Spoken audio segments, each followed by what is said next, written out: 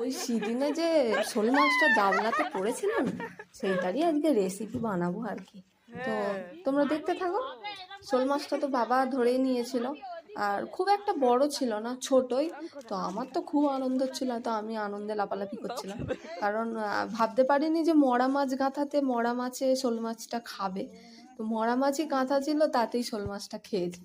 তো 7-8 পিসের মতন হয়েছিল, সেটাকে ভেজে রেখে দিয়েছিল রাত্রিবেলা।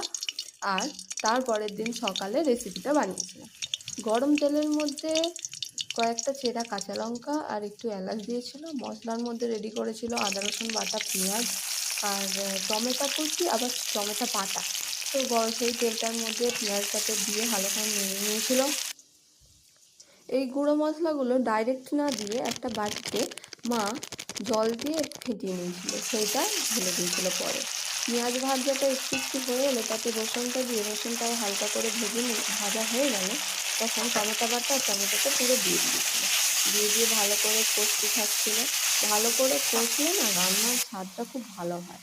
আর ততক্ষণে এই ব্যাটারটা গুলে নিয়েছিল, এই ব্যাটারটা দিয়ে আজ রান্না হবে। গুঁড়ো মশলা সঙ্গে সঙ্গে দিলে না খুব হেভি হয়, আর খুব মানে ঝাঁঝ ওঠে, তাই জন্য গুলে দেওয়াটাই বেস্ট। ঘরে বিশেষ করে বাচ্চা কাচ্চা থাকলে তো ওইভাবে দেওয়া উচিত নয়, এইভাবে দিলেই ভালো হয়। তো জল দিয়ে একটু গুলে নেওয়ার পরে ওটা দিয়ে দিয়েছিলো। তারপর আদা বাটাটা দিয়ে ভালো করে কষছিল। যখন এরকম কাদা কাদা হয়ে যাবে তখন পরিমাণ মতন জল দিয়ে ফুটিয়ে নেওয়ার পরে ভাজা মাছগুলো দিয়ে দিয়েছিলো। শোল মাছটা না কেমন একটা দেখতে লাগছিলো। আমি অবশ্য ওই শোল এতটা খাইনি, আমার একটু কেমন ঘৃণা লাগে। তো নাকি খুব খাওয়া উপকার, আর খুব ভালো এইসব মাছ খাওয়া। কিন্তু আমি এইসব মাছ খেতে পারি না, কেন জানি। মা যতটা খেতে পছন্দ না করলেও ধরতে বিশাল ভালোবাসি। তো রান্না হয়ে গিয়েছিল সাত সকালবেলা। এটা